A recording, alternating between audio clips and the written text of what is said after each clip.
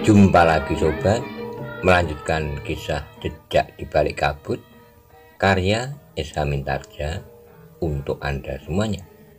Selamat menikmati, salam sejahtera dan bahagia untuk Anda sekeluarga, salam budaya.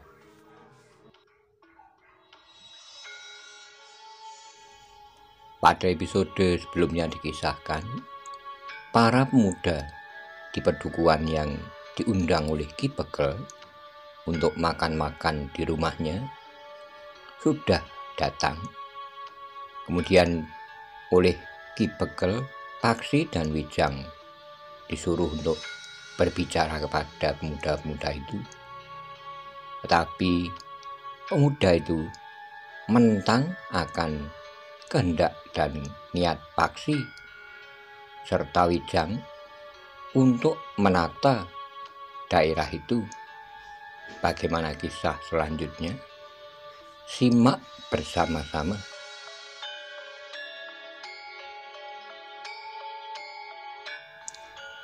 Sementara itu Ki Begel pun berkata, "Nanti kita berbicara lagi. Sekarang silahkan ketela rebus itu masih hangat dengan serundeng kelapa, tentu cocok sekali." Anak-anak muda itu tidak menunggu Ki Begel mengulang. Mereka segera mengambil masing-masing sesobek daun pisang, kemudian sepotong ketela yang direbus dengan santan dan sejumput serundeng. Sementara itu pembantu Ki Begel mulai menyalakan lampu minyak di pendopo, di peringgitan dan di ruang-ruang yang lain. Ketika anak-anak muda itu sedang makan ketela, Wijang dan Paksi sempat melihat keadaan mereka. Bukan saja pakaian mereka yang lusuh, tetapi kulit mereka pun tidak nampak bersih. Nampaknya beberapa orang di antara mereka terkena penyakit gatal-gatal pada kulit mereka, sedangkan yang lain pernapasannya agak terganggu. Anak-anak muda di pedukuhan itu bukannya anak-anak muda yang kesehatannya terpelihara baik. Mungkin napas kehidupan di pedukuhan itu memang tidak menguntungkan bagi mereka yang sedang tumbuh, sehingga seperti tanaman dan pepohonannya, pertumbuhan mereka pun tidak dapat subur. Setelah mereka selesai makan, barulah Ki Begel berkata lagi, "Nah, terserah kepada kalian, anak-anak muda. Angger Wijang dan Paksi menganjurkan agar kita mengadakan perubahan sikap hidup kita. Terus terang, kau menangkap maksud kedua pengembara itu. Mereka menganggap kita terlalu malas berusaha, sehingga keadaan kita tidak dapat berubah dari tahun ke tahun. Orang asing itu telah menghina kita, Ki Begel." Seorang anak muda yang bertubuh tinggi menggeram. Nampaknya anak muda itu merasa tersinggung. "Maaf Kisanak," sahut Wijang dengan serta-merta. "Jangan berprasangka buruk. Mungkin kalian tidak malas, tetapi kalian belum tergugah. Nah, jika demikian, maka kami berniat membangunkan kalian, bukan sebaliknya mengajak kalian bermimpi. Tetapi jika kita dengan sungguh-sungguh berusaha, maka Yang Maha Agung tentu akan mengizinkannya." Tapi anak-anak muda yang bertubuh tinggi itu berkata, "Kisanak, jangan campuri kehidupan di pedukuhan kami. Kami tidak ingin kehidupan kami menjadi goncang." Sementara itu yang lain pun berkata, "Jika kau mau lewat, lewatlah. Kami tidak pernah merasa keberatan jika ada orang asing lewat di pedukuhan kami. Tapi jangan ikut campur dan apalagi mengganggu kehidupan kami." Wijang menarik napas dalam-dalam. Sementara itu Paksi pun berkata, "Apakah kalian tidak ingin melakukan sesuatu yang berarti bagi pedukuhan kalian? Apakah maksud Kisanak sebagai peninggalan anak cucu? Jika kalian tidak berbuat sesuatu, maka kehidupan pedukuhan ini memang tidak akan berubah. Mungkin kalian merasa tenang dan tenteram, tapi kelak, apakah anak cucu kalian dapat menerima napas kehidupan seperti ini? Jarak antara kalian dengan penghuni pedukuhan-pedukuhan lain menjadi semakin jauh. Mereka dapat menyisakan penghasilan mereka dan menabungnya untuk membeli pedati, lembu, atau seekor kuda yang baik. Sementara itu kehidupan kalian masih saja tetap dalam ketenangan dan ketentraman yang beku. Cukup, bentak orang yang bertubuh tinggi itu. Jangan membuat kami marah. Kami adalah orang yang menyukai ketenangan dan ketentraman. Tapi itu tidak berarti bahwa kau dapat menghina kami sekehendak hati.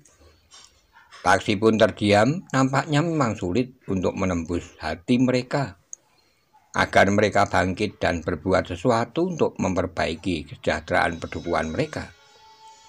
Namun dalam pada itu, tiba-tiba saja ada seorang di antara anak muda itu yang bertanya, "Kisanak, seandainya kami mau mendengarkan pendapat kalian, apa yang harus kami lakukan?"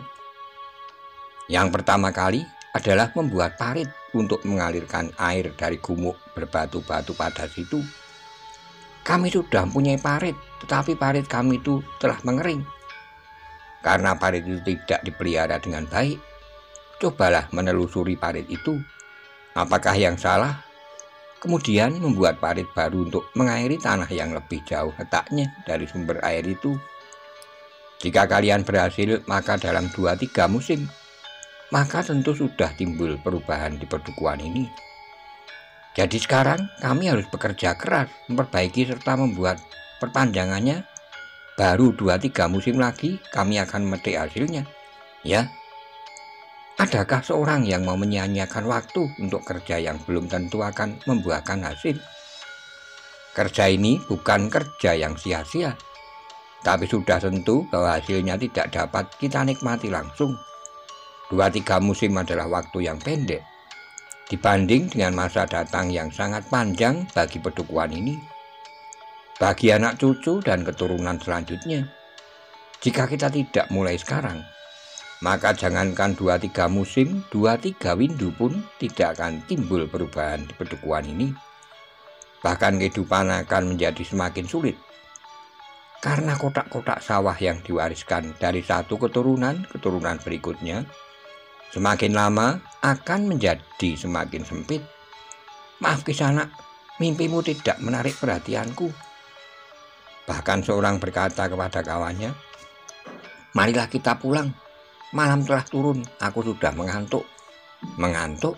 bertanya Paksi. "Ya, senja baru saja berlalu dan kau telah mengantuk."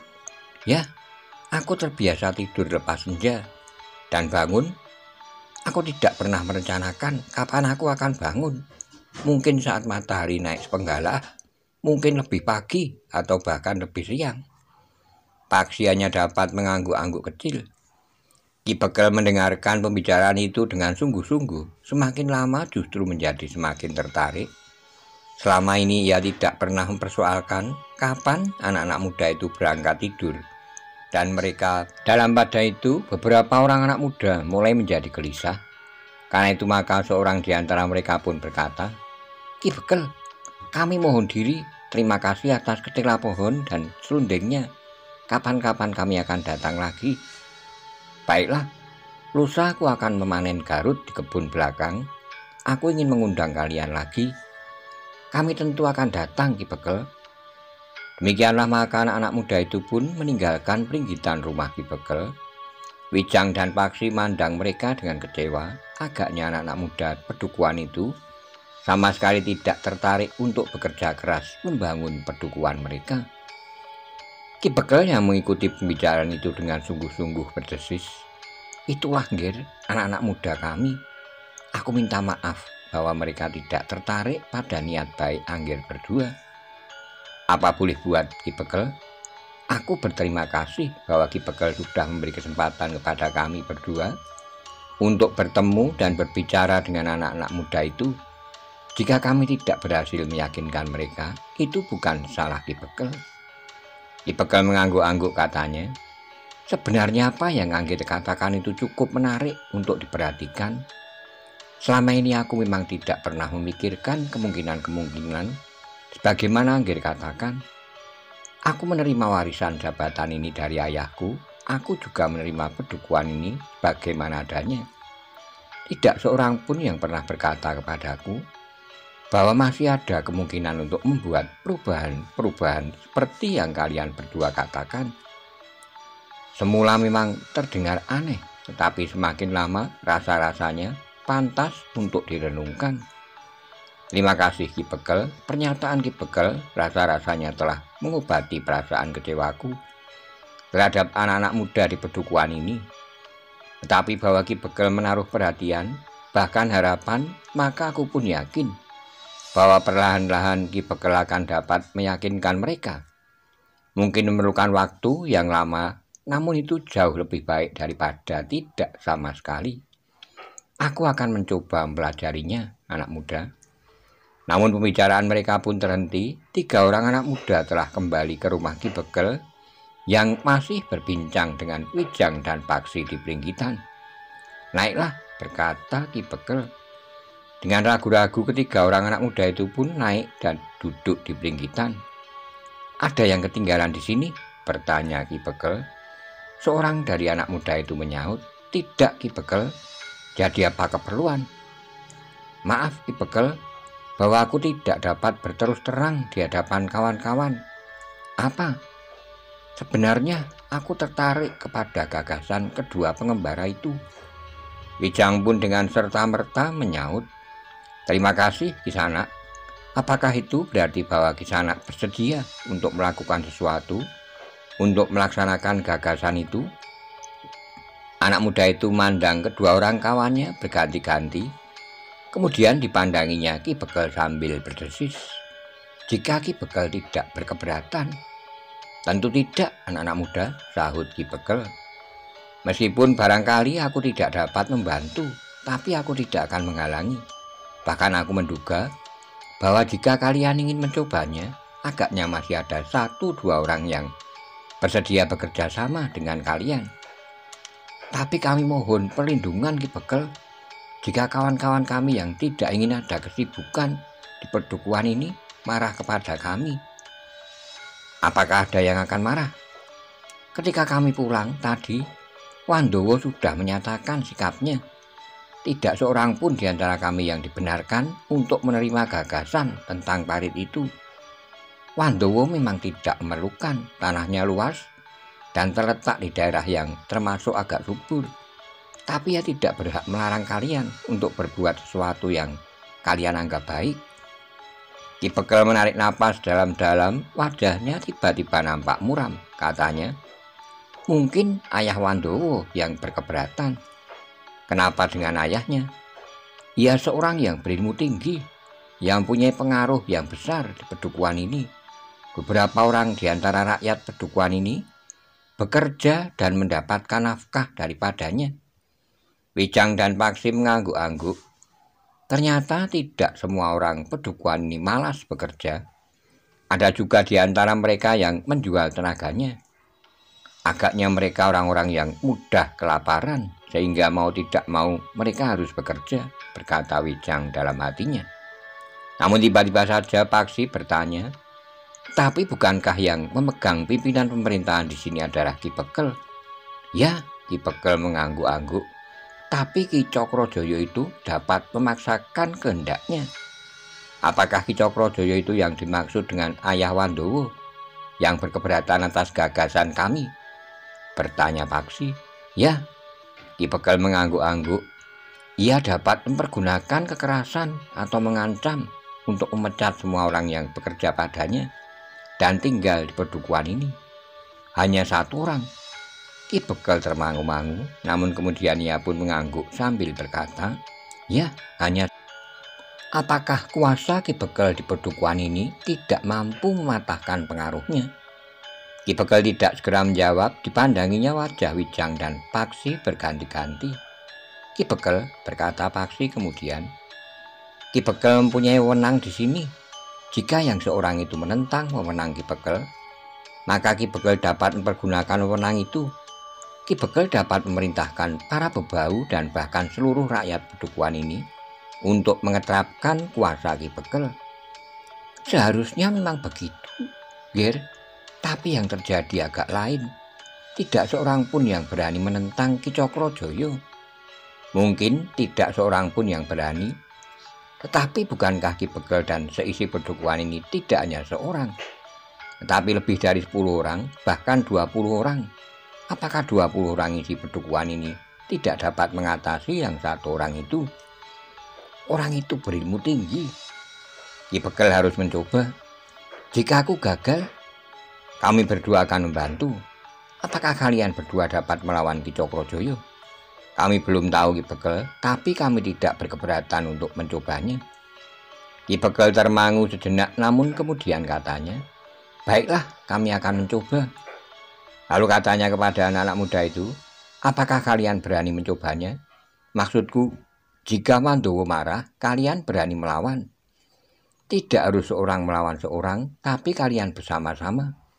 Jika ada di antara kalian yang berani melakukannya, maka yang lain pun akan berani pula. Nah, demikian pula untuk melawan Ki Cokrojoyo, Ki Bekel, sahut Wijang. Seperti yang Ki Bekel katakan, jika ada seorang saja bau yang berani memaksakan wewenangnya terhadap Ki Cokrojoyo, maka yang lain pun akan melakukannya.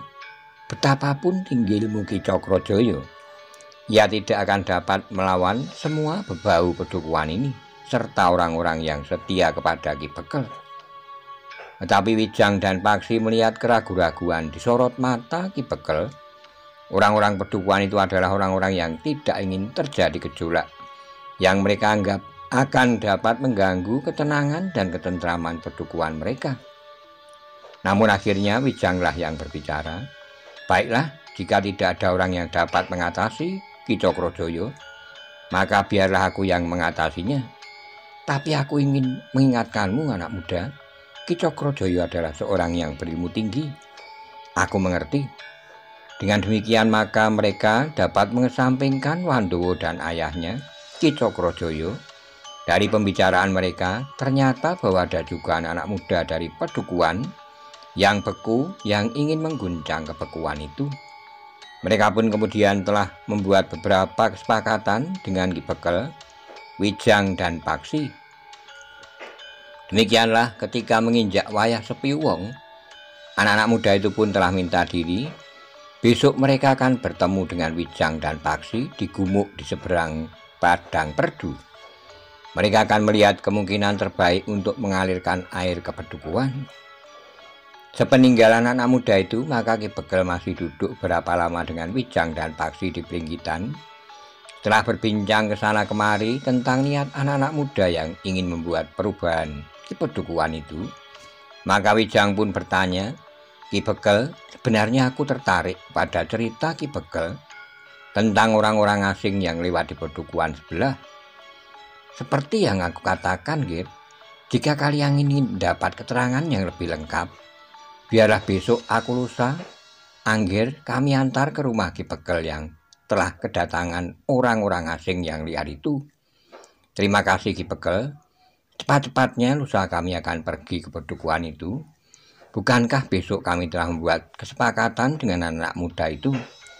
Ki Bekel itu pun mengangguk-angguk. Namun dalam pada itu, pembantu Ki Bekel setelah melihat anak-anak muda itu meninggalkan Pringgitan, maka ia pun berkata, Ki Bekel, makan sudah tersedia di ruang dalam. Aku masih kenyang, desis Paksi. Jangan menolak. Bukankah belum lama kita makan? Sudah lama. Malam sudah sangat larut. Mungkin pembicaraan kita dengan anak muda itu yang tinggal itu sangat mengasihkan, sehingga kita lupakan waktu. Paksi mengangguk-angguk, tapi ia tidak berkata apa-apa lagi. Makan malam Ki Bekel masih juga sama sederhananya dengan saat mereka makan siang. Namun agaknya Nyi Bekel sempat memetik daun lembayung, sehingga malam itu mereka makan selain dengan sayur lodeh yang pedasnya bukan kepalang, serta serundeng kelapa.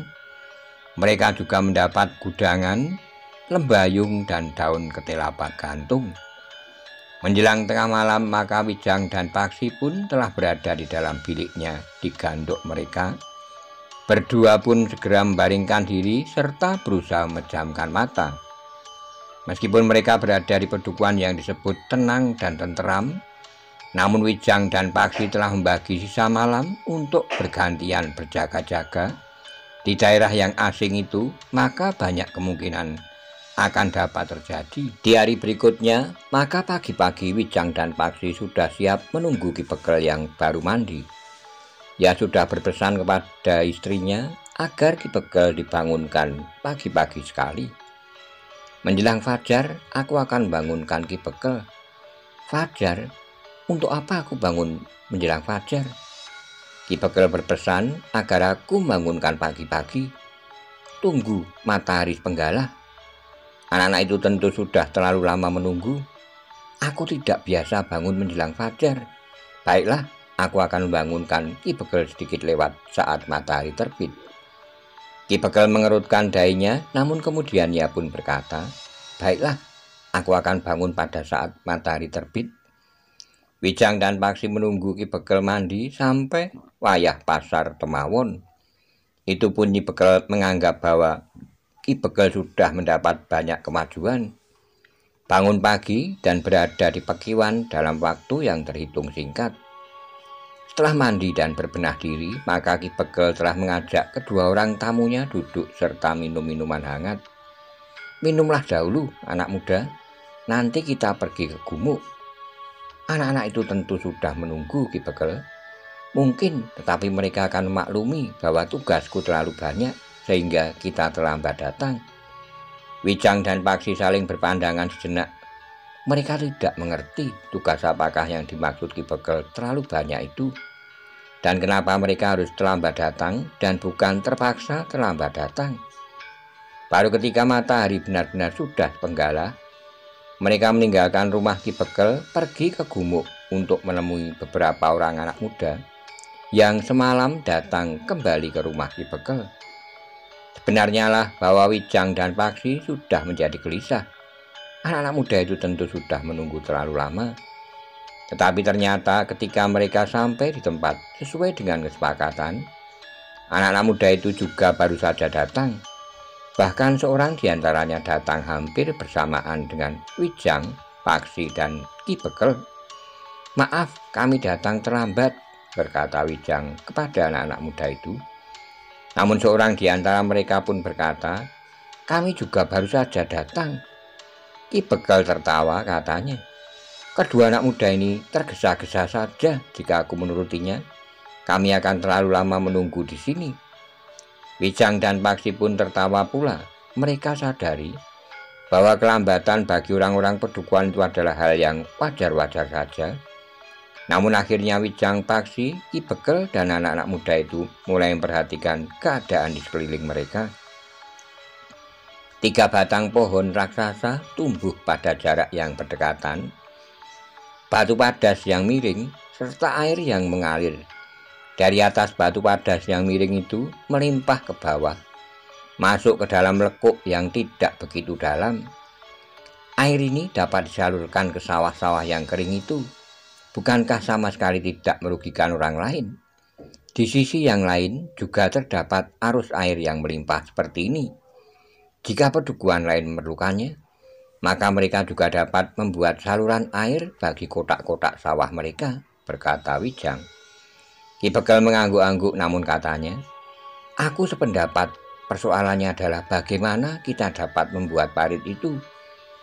Jika Ki Begel dapat mengerahkan orang sepedukuhan, mungkin ada juga 2-3 orang yang mau datang sambil membawa alat-alat untuk menggali parit. Tapi bayangkan berapa tahun parit itu akan dapat menggapai sawah kita. Kenapa hanya 2-3 orang? Kenapa tidak 50 atau 60 orang? Aku mengenal orang-orangku dengan baik, Nger. Sikap anak-anak muda adalah contoh yang paling baik dari sikap orang-orang tua di pedukuhan ini. Wijang dan Paksi memandang beberapa orang anak muda yang bersedia datang, tidak lebih dari 6 orang. Bagaimana pendapat kalian? Bertanya Wijang. Kami hanya dapat mengumpulkan 6 orang kawan-kawan kami. Pada umumnya mereka memang segan untuk bekerja, sementara hasilnya tidak segera dapat dinikmati. Berbeda dengan mereka yang bekerja di rumah Ki Cokrojoyo. Meskipun sedikit, tapi hasilnya dapat mereka terima pada hari itu juga. Jadi, bagaimana jika kalian berenam ini membuat saluran air dari tempat ini ke sawah kalian yang letaknya tidak terlalu jauh? Baru setelah rambut kami ubanan, saluran air itu akan sampai ke pedukuhan. Wijang menarik napas dalam-dalam, namun kemudian ia pun bertanya, "Tapi bukankah kalian bersedia untuk melakukan kerja bagi tanah kalian?" "Tentu," jawab salah seorang dari mereka. "Kami sudah sampai di sini." "Baiklah," berkata Wijang, "kalian harus mampu menunjukkan kepada anak-anak muda di pedukuhan kalian bahwa apa yang ingin kalian lakukan itu akan benar-benar dapat memberikan harapan bagi masa mendatang. Apa yang harus kami lakukan? Ada hutan bambu di sebelah, ya. Kalian dapat mengambil beberapa puluh bambu yang kalian perlukan. Kalian dapat membuat talang air dari bambu untuk mengalirkan air ke selokan sawah kalian. Tidak hanya satu lonjor saluran air, tapi 3 atau 4 bambu tidak usah membeli sambung menyambung. Tapi beberapa air yang dapat mengalir lewat saluran air dari bambu itu, meskipun kami membuat 4 atau 5 saluran bambu, bukankah yang kalian lakukan sekedar contoh? Saluran air itu ke salah satu kotak sawah kalian yang terdekat. Air yang mengalir tanpa henti-hentinya itu akan dapat menggenangi kotak sawah itu. Nah, kalian dapat menanami kotak sawah itu dengan tanaman yang sangat berarti bagi pedukuhanmu. Padi misalnya. Jika kemudian ternyata padi itu tumbuh dan berbuah, maka orang-orang pedukuhan akan mendapat gambaran betapa pentingnya saluran air itu. Mereka tentu tidak akan berkeberatan untuk membuat saluran air bagi bulak-bulak di sekitar pedukuhan kalian. Jadi kami harus menunggu sekian lama.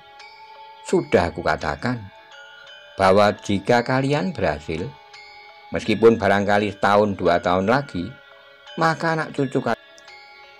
Anak-anak muda itu mengangguk-angguk, sementara Paksi pun berkata, "Jika kalian tertarik dan bersedia membuat saluran air dari bambu itu, maka kami akan membantumu selama 2-3 hari.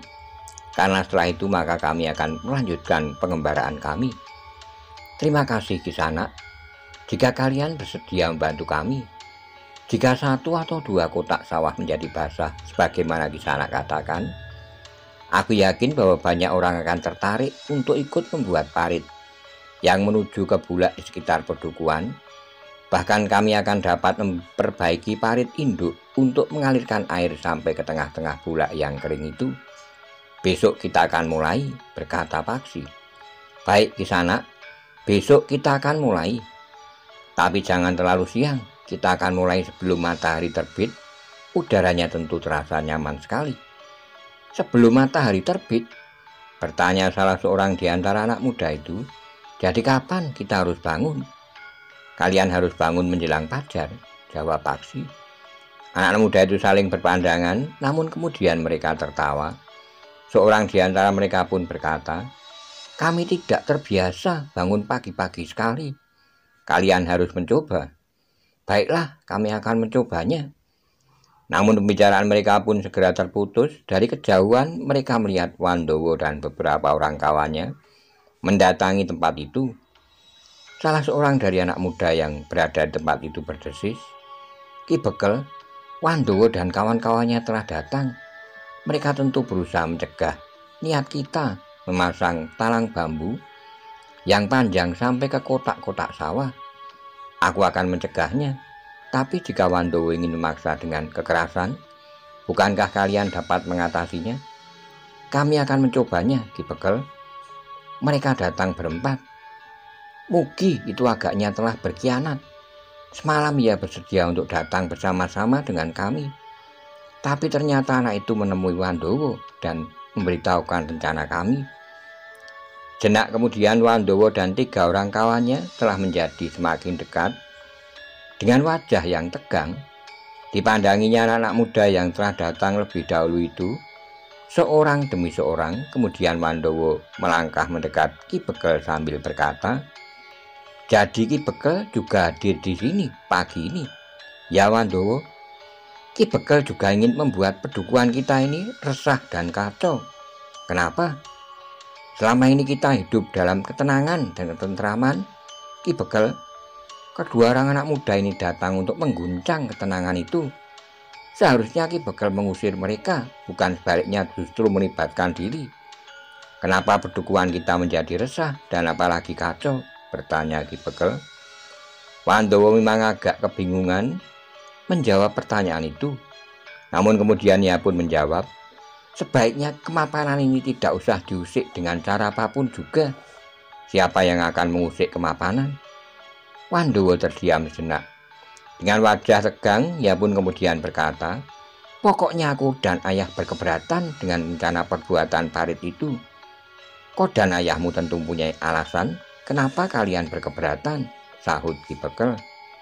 Apapun alasan kami tidak penting. Yang penting tidak seorang pun akan membuat Parit kebulak pedukuhan itu. Kami tidak akan membuat Parit, Wandowo. Paksilah yang menyaut. Membuat Parit dibutuhkan banyak sekali tenaga dan waktu. Jadi apa yang akan kalian lakukan? Kami akan membuat talang air dari bambu yang disambung-sambung 4 atau 5 jelujur talang bambu. Bukankah itu sama saja? Tidak, tentu ada bedanya. Persetan dengan lalang bambumu. Kami sangat berkeberatan. Sudahlah Wandowo, biarkan saja apa yang ingin mereka lakukan. Ini tidak mengganggu air di sawahmu yang terhitung subur, di pedukuhan kita yang kering dan gersang ini. Aku tidak peduli, jawab Wandowo. Yang penting urungkan niat anak-anakmu.